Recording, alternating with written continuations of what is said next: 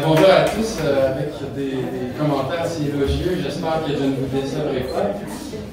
D'abord, merci à la Société Saint-Jean-Baptiste de la Mauricie de m'inviter. Je pense qu'on peut les applaudir pour la belle organisation.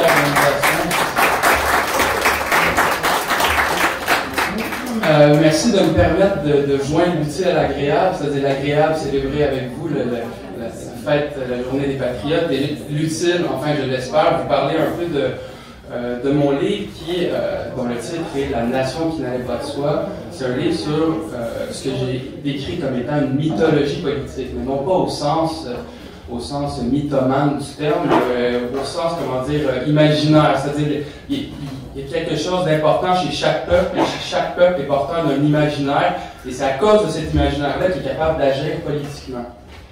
Et puis c'est pas du tout, comme on peut se plaire à dire, du pelletage de nuages. Et je crois qu'aujourd'hui, ça le prouve amplement. C'est-à-dire qu'on est ici pour célébrer quelque chose comme l'imaginaire des patriotes, beaucoup plus que les actions précises, les projets de loi adoptés par les patriotes, les discours qu'ils ont prononcés. Non, on est ici pour célébrer leur mythologie, leur imaginaire. C'est ça que moi qui m'a intéressé, c'est l'imaginaire québécois, l'imaginaire politique québécois. Puis, ça tombe bien que nous soyons la journée des patriotes, parce que c'est de là que mon livre part, en fait.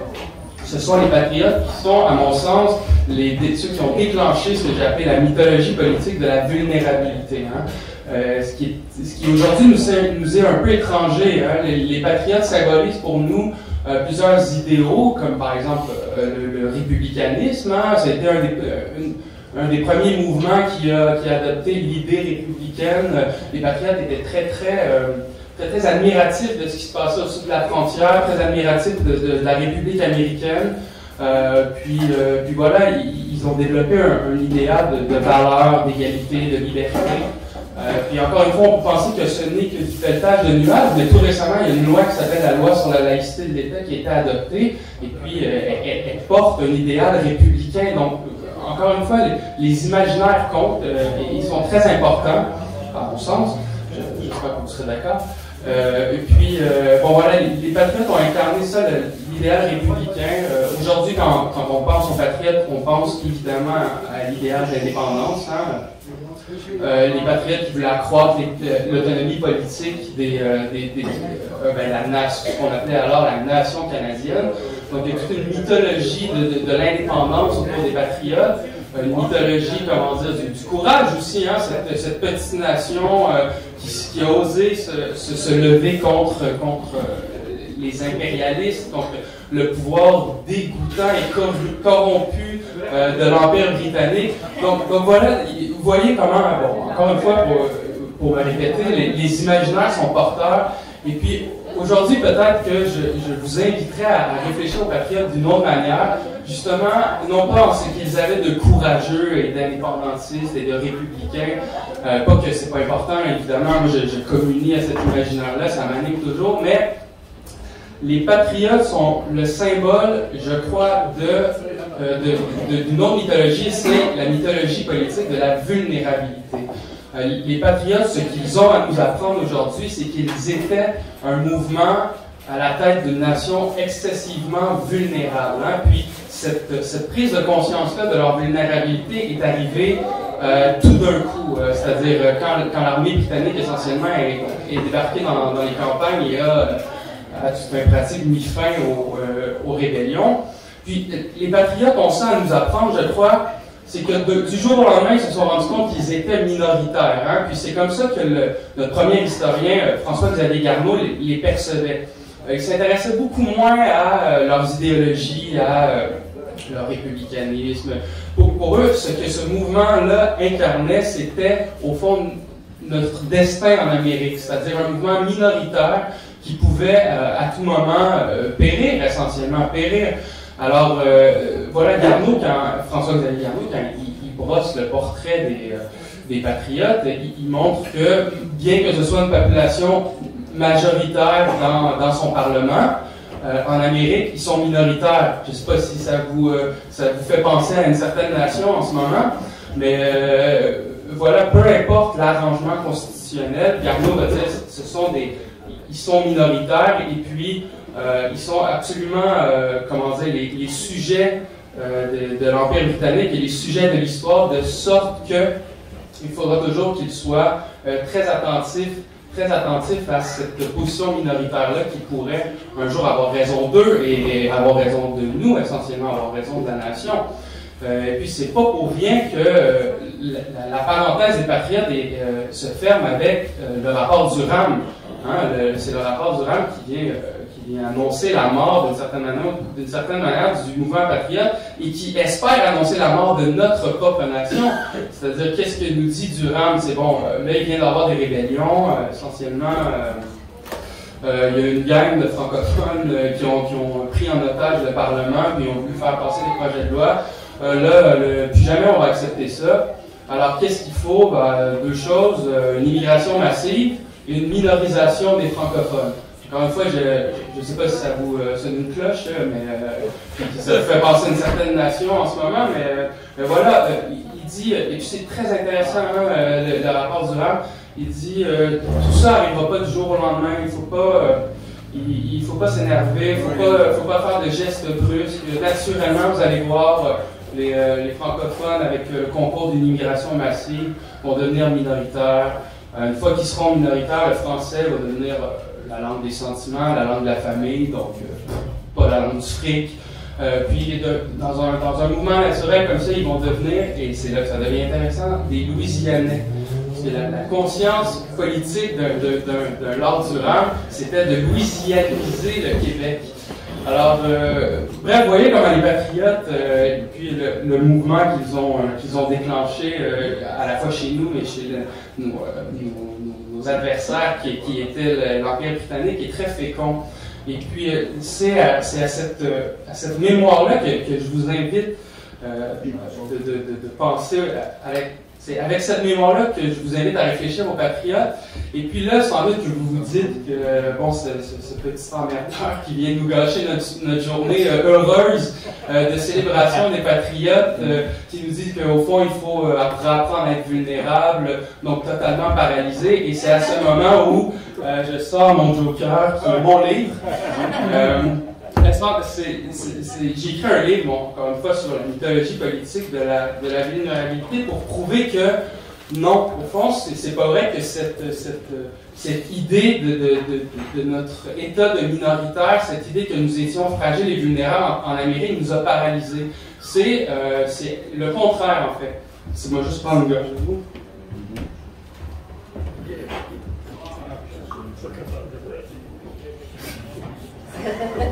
Alors voilà, c'est la thèse de mon livre, c'est que à mesure où nous avons considéré notre disparition comme une éventualité, à chaque fois qu'on a pris conscience que nous étions minoritaires, c'est là que sont advenus nos projets les plus féconds. Et puis je vous parlais de Garneau tantôt, il va conclure son histoire du Canada de manière magistrale, après avoir fait l'histoire d'une population de la Nouvelle-France en 1840, extrêmement vulnérable, qui est sujette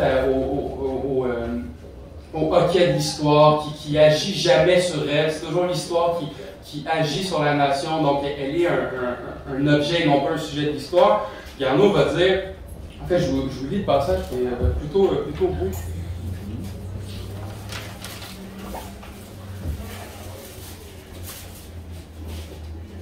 Il va dire, cependant, nous ne proclamerons pas encore la ruine de la société canadienne française parce qu'elle reste toujours fortement attachée à sa nationalité et que son avenir peut tromper les calculs ennemis. Alors c'est ça, la conscience de notre vulnérabilité nous amène à vouloir tromper les calculs ennemis.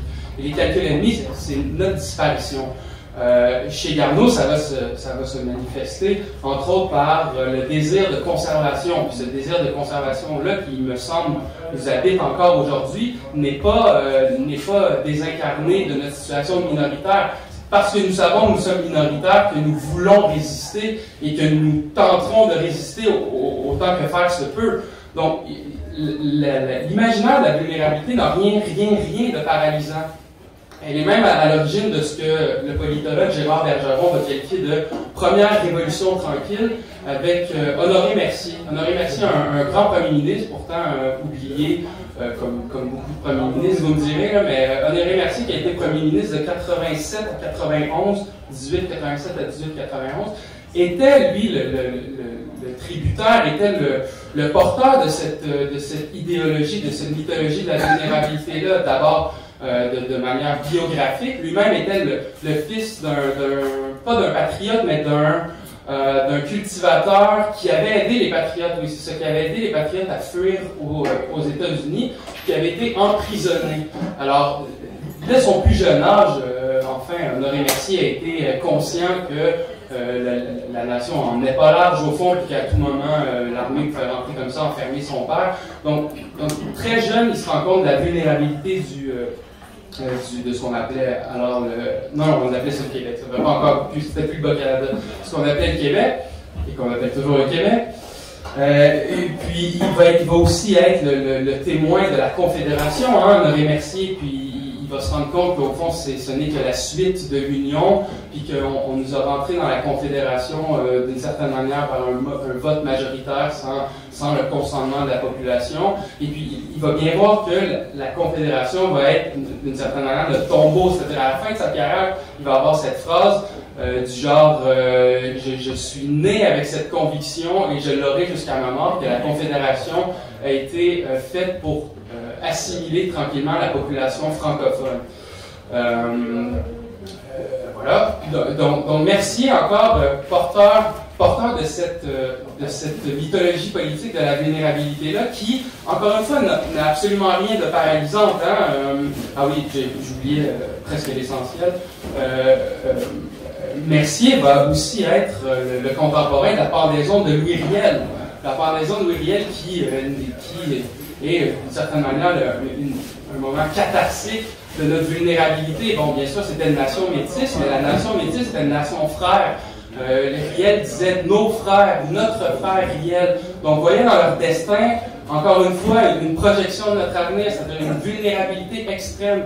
Et est-ce que Honoré Mercier va être paralysé de ça? Absolument pas. Au contraire, c'est parce que toutes ces étapes-là sont arrivées dans sa vie, c'est-à-dire une jeunesse avec un père emprisonné par l'Empire, contemporain de la Confédération qui nous met en minorité structurelle, contemporain de Louis Riel, que, justement, Honoré Mercier va fonder le Parti national, c'est-à-dire un parti qui transcende les clivages idéologiques, cosmétiques que sont, on pourrait dire aujourd'hui, la droite et la gauche. Avant, c'était libéraux, conservateurs. Honoré Mercier va dire, on est vulnérable, vous voyez ce qui est arrivé à Louis Riel, donc il nous faut avoir un parti national. Et ce parti national-là, pourquoi on appelle ça la première révolution tranquille, c'est qu'il ne se fera pas à Ottawa, évidemment.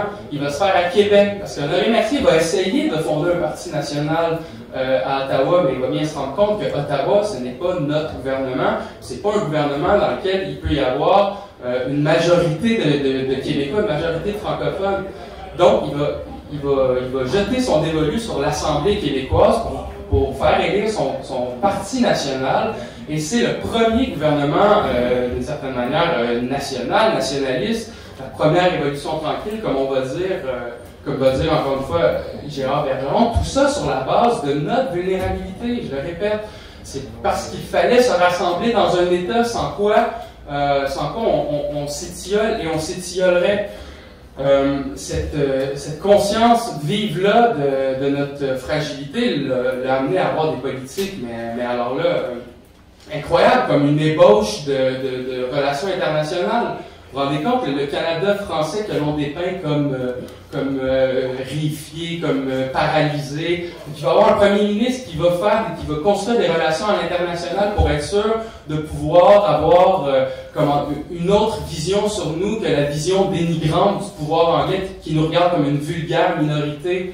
Autre projet extrêmement fécond qui a été porté au petit écran, c'est celui de la colonisation.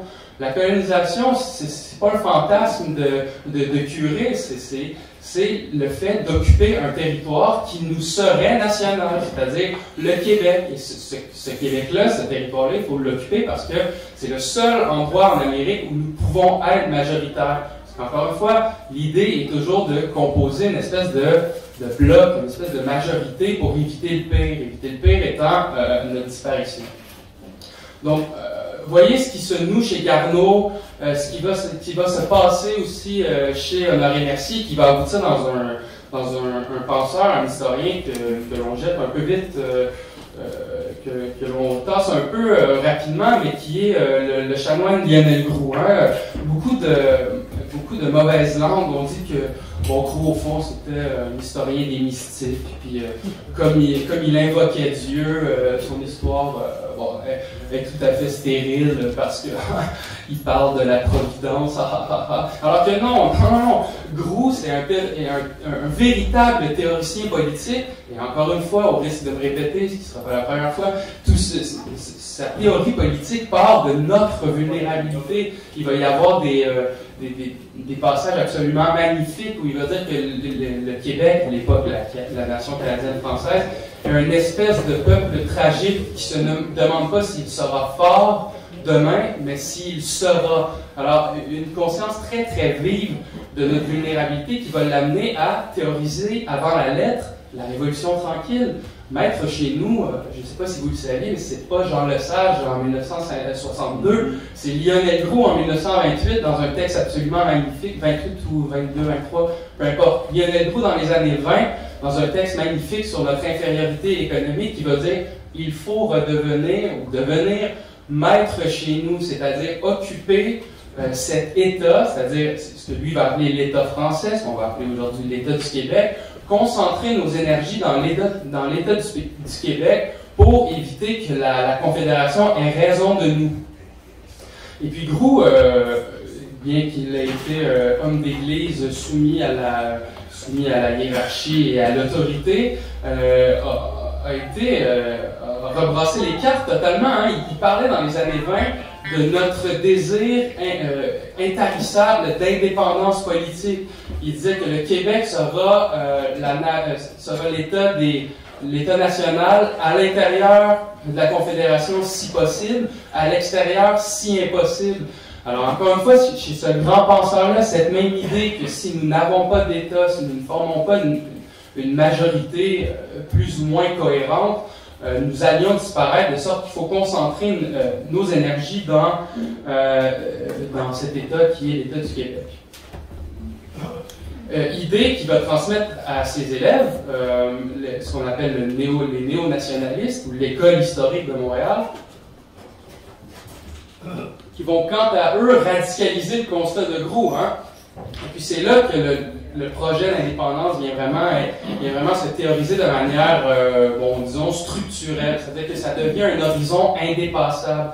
Les théoriciens néo-nationalistes, c'est-à-dire les historiens Frégo, Séguin et Brunet, vont dire, là, on en a parlé longtemps, on sait qu'on va disparaître si on ne fait rien, mais là, on a deux choix. C'est soit nous disparaissons, à plus ou moins brève échéance, soit nous devenons un pays indépendant.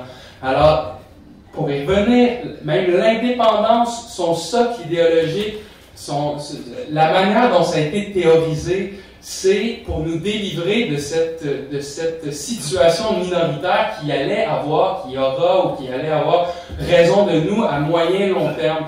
Donc,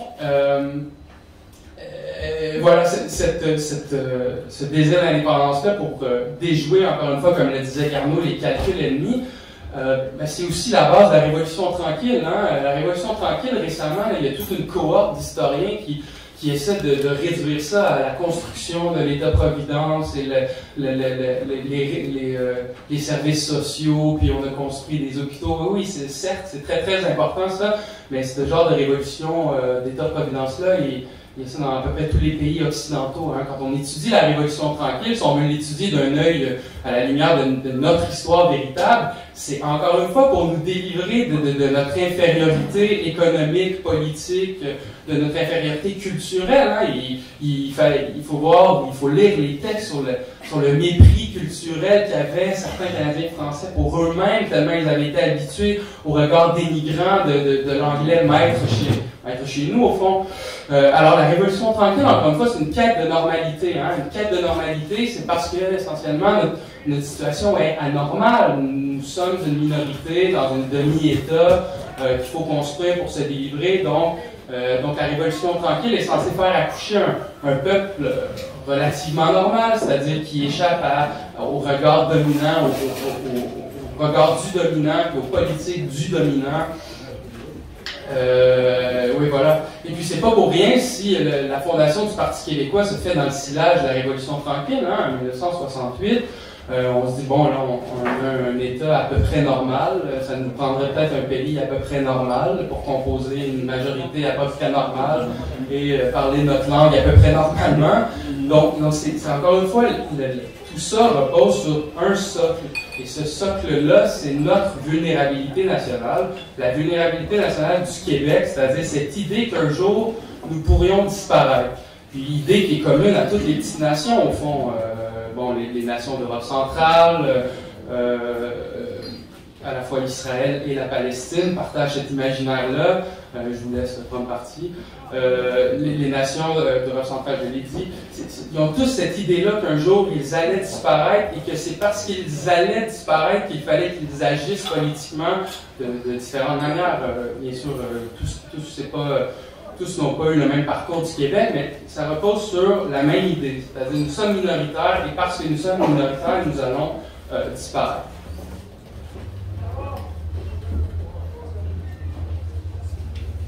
Ah oui, j'oubliais la loi 101. La loi 101, loi féconde, loi des plus importantes si elle en est une.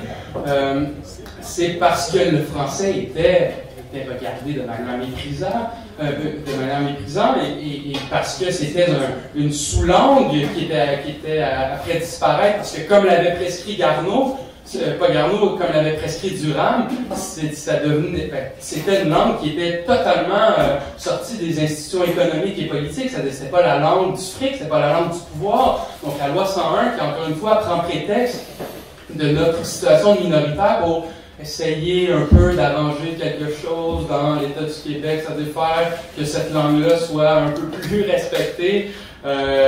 Donc voilà, tout ça pour dire que non, notre vulnérabilité n'a jamais été paralysante, contrairement à ce que l'on peut penser. Ça n'a jamais été du repli sur nous-mêmes, ça n'a jamais été une sorte d'intolérance que l'on décrit sans jamais nous prouver. Non, notre vulnérabilité a toujours été le socle sur lequel se sont élaborés nos projets les plus féconds, c'est-à-dire d'abord survivre, ce qui est quand même pas rien, survivre en Amérique, alors que nous composons, je sais pas moi, c'est combien de francophones en Amérique du Nord, 2% peut-être, sans plus.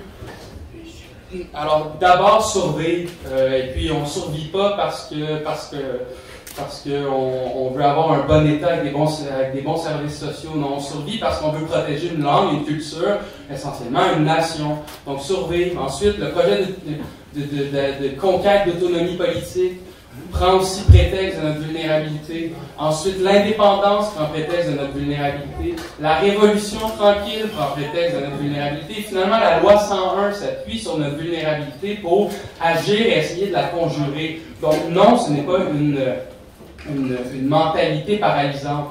Par ailleurs, ce qui me semble l'être, c'est la conscience de notre normalité.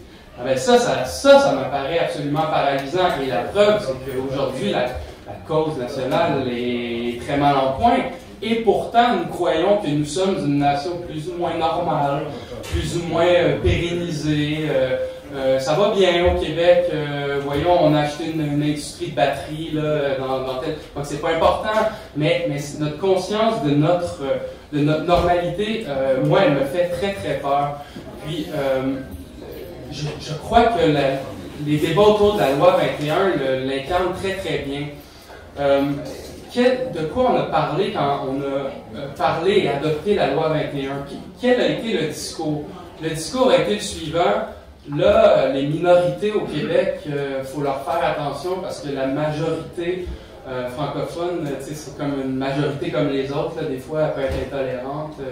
Mais quelle majorité? C'est quelle majorité? Je veux dire, on est une province, le Québec est une province sur 10, une langue ultra minoritaire en Amérique du Nord. Quelle majorité? Et puis pas juste ça, c'est que la loi 21, elle n'est pas seulement la langue d'une nation minoritaire, elle est la preuve que nous sommes une nation minoritaire. Je m'explique. Qu'est-ce que la loi 21? Essentiellement, c'est un projet de loi pour fournir un modèle alternatif au multiculturalisme canadien. Si on résume le tout le plus banalement possible, c'est opposer une espèce de modèle de gestion du religieux qui ne serait pas le sans limite canadien où tout le monde est un trésor qui peut être celui qui veut dans la sphère publique et toute contrainte est vue comme du proto-fascisme. Donc c'est pour répondre d'une certaine manière à cette gestion du religieux qui est une non-gestion du religieux en fait, qui a un laisser-aller total, que la loi 21 a été écrite et adoptée. Or, le multiculturalisme, si on a eu à lui répondre politiquement, c'est parce que nous sommes une minorité. Hein? Qu'est-ce que le multiculturalisme canadien si on en fait un peu l'histoire? D'abord, il prospère sur notre défaite de 1980. En 1980, on vote nous-mêmes pour rester une minorité. Alors, arrêtez de me parler de majorité québécoise. En 80, on a d'abord voté pour rester une minorité. Donc première pierre à l'histoire du multiculturalisme. Ce vote-là, dont se régalait un Pierre-Éliott Trudeau, a fait en sorte qu'il a rapatrié la Constitution canadienne sans que nous puissions la signer. Donc, deuxième preuve de notre situation minoritaire au Canada. Et la Constitution canadienne de 82 consacre le multiculturalisme constitutionnel, hein, avec la Charte des droits et libertés qui est capable d'invalider des lois québécoises, dont plusieurs votées par les représentants de la nation, qui peuvent être charcutés comme la loi 101 l'est. Bref, le multiculturalisme vient de là, est érigé sur notre défaite, sur le fait que nous sommes une minorité confirmée encore une fois en 95, et puis c'est le déclenchement au fond des accommodements raisonnables qui nous fait dire, bon, on voudrait un modèle alternatif au multiculturalisme canadien. Donc c'est ça, la racine de la loi 21, c'est notre situation de minoritaire, c'est le fait que nous sommes une province soumise à une constitution que l'on n'a pas ratifiée. Donc arrêtez de parler de majorité québécoise, puis c'est fascinant, c'est tout l'envers du discours sur l'inclusion. Hein. Non, j'en parlais avec un de vous tantôt, c'est quand même bien fait, là, le multiculturalisme canadien qui n'est qu'un visage du pouvoir canadien. Hein. Non seulement ils ont arrivé à nous convaincre que nous étions une majorité, mais ils sont en train de nous convaincre que nous serions une majorité intolérante. C'est incroyable. Alors bon, la loi 21, c'est le symbole de notre situation minoritaire et pourtant le symbole de notre conscience normalisée. C'est-à-dire, on débat de cette loi 21-là, on a débattu de cette loi 21-là comme si le Canada n'existait pas. C'est-à-dire, on va adopter ça entre nous, bon, vous aimez mieux la laïcité, vous l'interculturalisme, bon, on va faire un projet de loi que j'aime beaucoup, là, c'est pas du tout ça, la loi 21, j'y crois et tout, mais on en a débattu entre nous, sans jamais remettre en question le pouvoir canadien qui nous a obligés à adopter une loi pour essayer de se défendre d'une constitution que nous n'avions pas adoptée.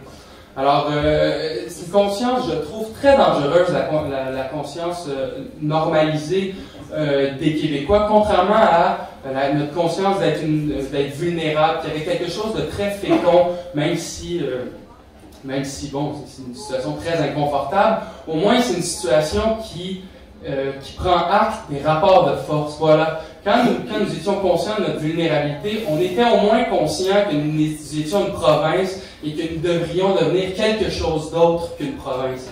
Et maintenant, cette conscience normalisée-là nous empêche de voir, nous fait nous parler entre nous essentiellement, pas que c'est mal, mais nous fait oublier qu'on est soumis à une constitution illégitime.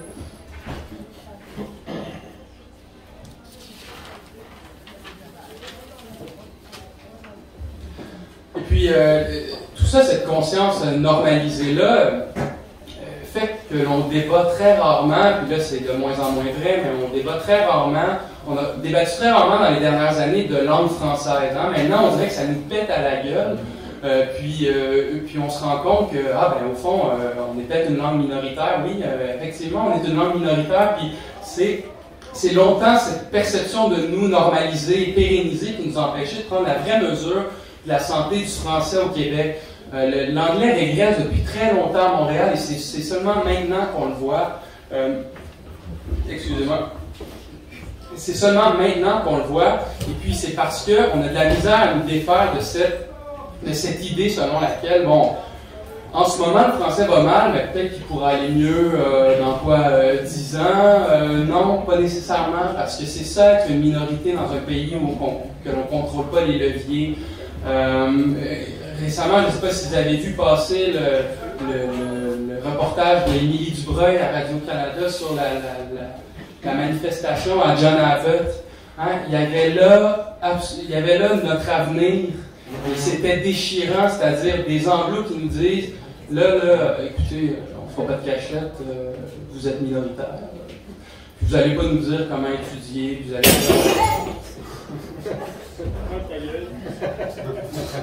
et vous n'allez pas nous adopter ça, là, votre loi 96, de toute façon, la Cour suprême va s'en charger, là, mais sautons une étape, puis adoptons pas ça. Tu sais, il disait, là, puis c'était nous les racistes en plus. C'était nous les racistes parce qu'on voulait défendre notre langue française. Puis ce qui m'a déchiré le cœur, c'est la cohorte de franco-collabos qui disait la culture de Plouk, qui est la culture québécoise francophone. Là. On le sait que c'est pas ça là, en Amérique. Là, on regarde. Votre projet, là, on y croit plus là, de majorité. Donc maintenant, on le voit, on commence à le voir, mais dans les médias, dans les universités, pour les fréquenter, toutes ces questions-là n'existent pas. C'est-à-dire, les Québécois sont une majorité, puis il faut qu'elle fasse attention à la majorité parce qu'elle peut être méchante des fois. C'est fou, c'est très très fort cette conscience d'être une nation à peu près normale et pérennisée.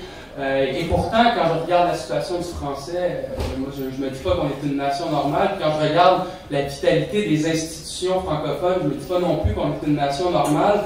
Au Québec, la population anglophone compose à peu près 8% de la population, et nous finançons le cégep anglais à hauteur de 22%.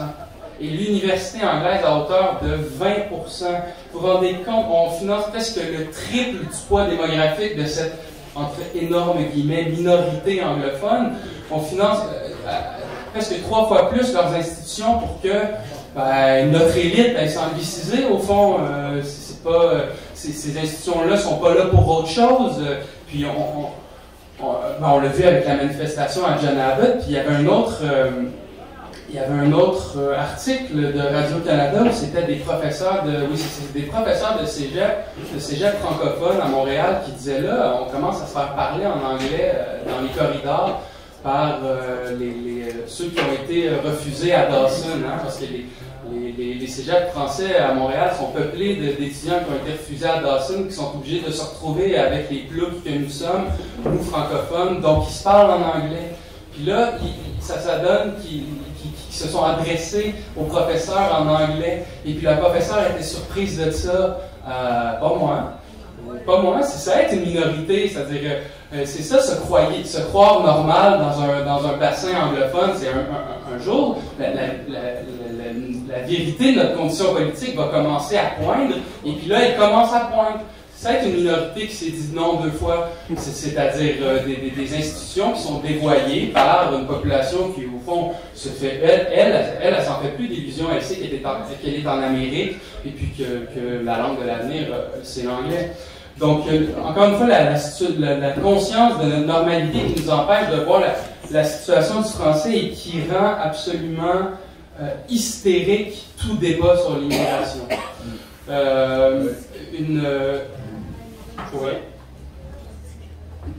Une nation minoritaire comme la nôtre ne doit pas parler d'immigration dans les mêmes termes que la nation française ou que la nation américaine ou que la nation britannique. Pour nous, l'immigration, c'est-à-dire le nombre de personnes qui décident de se joindre à nous, mais c'est directement lié avec la vitalité de notre langue. Et puis, c'est pas du tout pour lancer la pierre aux gens qui décident de s'établir ici. Ils font un choix logique. C'est ça qu'il faut qu'on comprenne. C'est que c'est pas parce que nous, on n'est pas assez gentils, puis c'est pas parce qu'eux, ils sont méchants. Ils arrivent au Canada, ils se font donner un passeport canadien. Or, la langue du Canada, c'est l'anglais. Alors, il faut pas penser que la majorité d'entre eux vont s'intégrer à notre nation. Et puis, je les connais, les contes de fées des immigrants. Moi aussi, je côtoie j'ai des amis immigrants qui se sont totalement intégrés à la nation québécoise. Puis je les connais, ces contes de fées-là, ils m'émeuvent.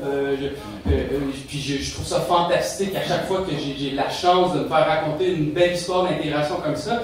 Mais, comme le disait Michel Brunet, un historien d'École de Montréal, 3 choses qui comptent en histoire. Premièrement, le nombre. Deuxièmement, le nombre. Et troisièmement, le nombre. Ces gens-là qui s'intègrent à la nation québécoise, ils sont minoritaires parce que c'est le choix logique quand on émigre dans un pays que de se joindre à la nation dominante et majoritaire. Donc les Québécois, s'ils veulent que l'immigration cesse de poser problème, puis s'ils veulent que les immigrants s'intègrent directement à la langue française et à la culture québécoise, il faut que la langue française et la culture québécoise deviennent la langue et la culture majoritaire, non pas majoritaire dans une province, mais véritablement majoritaire dans un vrai pays. C'est comme ça qu'on va intégrer les populations allophones. Et puis bon, ça c'est un autre truc qui picote quand on le dit, mais les immigrants souvent pas souvent, mais majoritairement ont un comportement électoral unidimensionnel, c'est-à-dire qu'ils votent à quoi? 90%, quelque chose du genre, pour les partis fédéralistes.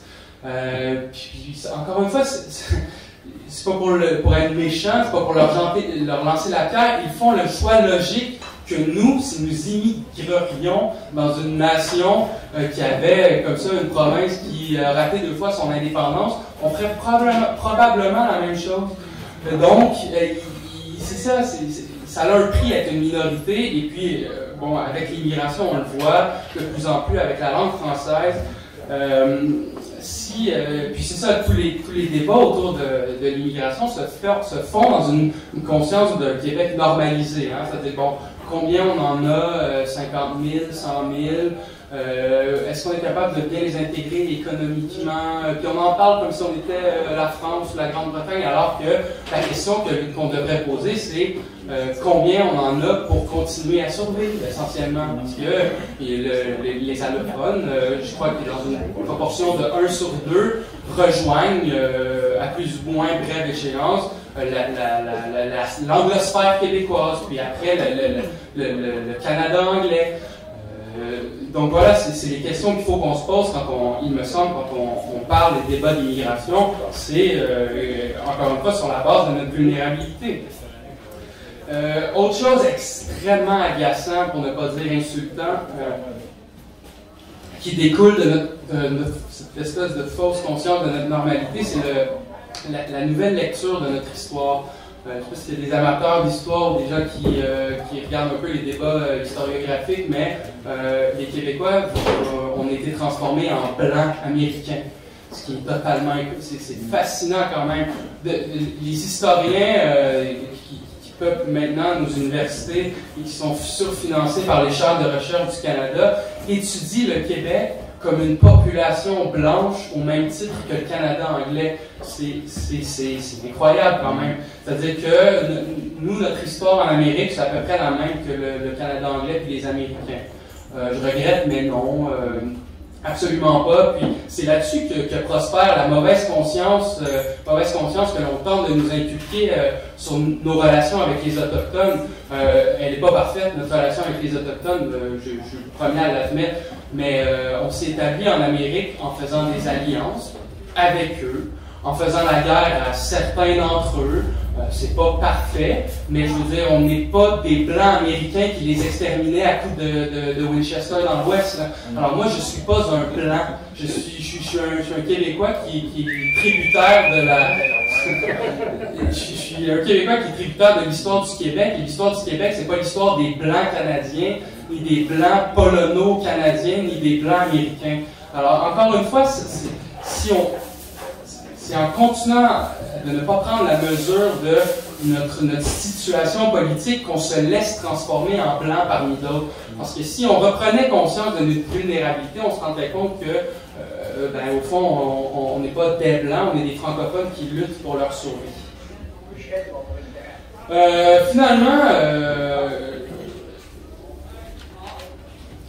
Finalement, voilà, pour réaffirmer l'importance de renouer avec notre sentiment de vulnérabilité et de renouer très très vite avec elle, quelques projections démographiques, ma foi, très inquiétantes. Frédéric Lacroix, qui écrit le magnifique livre « Pourquoi la loi 101 est un échec », nous parle de l'horizon 2036, c'est-à-dire dans 3 secondes et quart à l'échelle de l'histoire. L'horizon 2036 où les francophones vont composer 73% de la population du Québec et les francophones de langue maternelle 69%. 2036, 69% de francophones de langue maternelle, ça c'est l'impossibilité statistique, non seulement de l'indépendance, parce que c'est une chose de ne pas être capable de faire l'indépendance, même quand il y avait beaucoup de francophones au Québec, on n'a pas été capable, mais c'est l'impossibilité statistique d'un gouvernement nationaliste, point final. Et 2036, comme je vous dis, c'est demain. Alors l'importance, si je peux la réaffirmer, de renouer avec notre vulnérabilité, avec le sentiment de notre vulnérabilité, parce qu'elle est la clé pour comprendre notre situation, la situation du Québec, en Amérique du Nord généralement et au Canada plus particulièrement. Il faut renouer avec cette conscience-là pour se rendre compte que nous sommes une province sur 10, que nous avons été transformés par le multiculturalisme canadien en une communauté ethnique parmi d'autres, et c'est renouer avec cette conscience de notre vulnérabilité-là qui va nous faire renouer avec le très beau projet d'indépendance qu'il faudra, une fois pour toutes, faire aboutir. Alors, je vous remercie infiniment de votre attention, et je crois qu'il va y avoir une période de questions.